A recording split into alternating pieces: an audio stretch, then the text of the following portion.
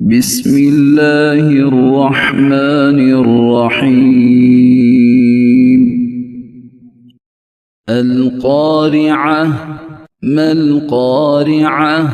وما أدراك ما القارعة؟ يوم يكون الناس كالفراش المبثوث وتكون الجبال كالعهن المنفوش